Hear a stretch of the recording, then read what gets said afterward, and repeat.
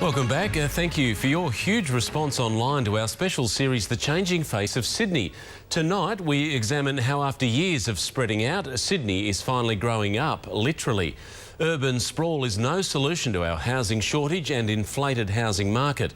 As our population hits 5 million next year, many more of us will start to live in mini-cities that are far bigger than most country towns. 50 years ago, Sydney looked very different. Our icons were infants, still under construction.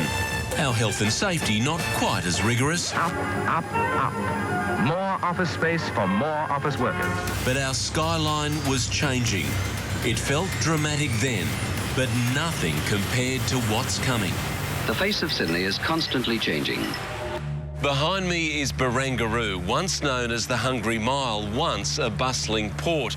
By the late 1990s, it was out of date, neglected, all but abandoned. But not any longer. If anything typifies the changing face of Sydney, it's the $2 billion reinvigoration of this once forgotten harbourfront.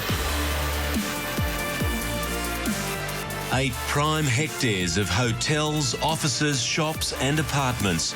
100,000 visitors a week, home to tens of thousands of workers and residents. The future. What Barangaroo represents is a scale of project that allows a full range of mixes to exist in the same place. It's also carbon neutral and it creates fantastic new public spaces as well. Old Sydney was about living in the burbs, commuting to work, travelling for our entertainment and driving to the weekly shop. New Sydney is about having work, sleep and play, all within a 20-minute radius. People want to be able to walk out their front door and to live their lives fully, rather than having to get on a train or a bus or in a car and to travel an hour or so. As Sydney takes to the sky, so did I. Because it's not only the CBD that's on the rise, the Sydney of the future will be many cities, multiple high-rise, high-density hubs, north, south, east and especially west.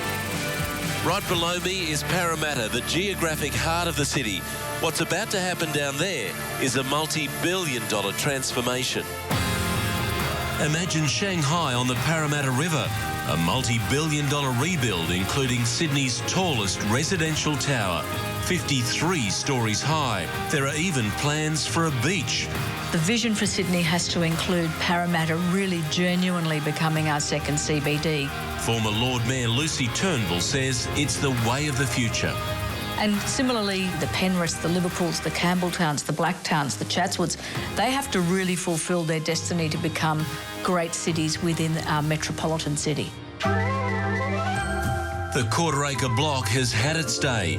Urban sprawl is no solution to our housing shortage and overheated housing market.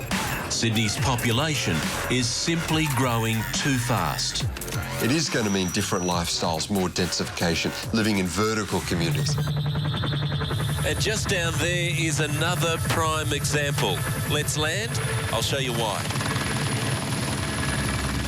This is Thornton in North Penrith. For much of its life, the land around here was home to the army, some light industry, a few farming paddocks and not much else.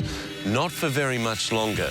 Very soon, Sydney's outer west will rival the inner city in the way it looks and feels. Out with the old, in with the $200 million new. Over 41 hectares, 1,100 new homes, as well as retail, offices and parkland. The way we live is changing. We are seeing a definite shift to more urban living, and that's, apartment living. We've left one of the most dramatic transformations to last. I'm over Oran Park, 70 kilometres from the centre of Sydney. It was once a racetrack. More recently, a dairy farm. But the cows are going. The stampede is on. In just 15 years, this will be a mega hub for 135,000 people. From paddock to full-blown city in no time flat. You're going to see a whole brand new town pop out of the ground. Year by year, it's expanding, and this man couldn't be happier. heaps of schools, shops, leisure centres, libraries, the whole thing will be there. So hopefully you won't have to leave Oran Park to go somewhere else. You can just do everything you need there. You can work there, you can live there, you can shop there. That 20-minute rule again, the future of Sydney. But will our transport be able to cope? That's tomorrow.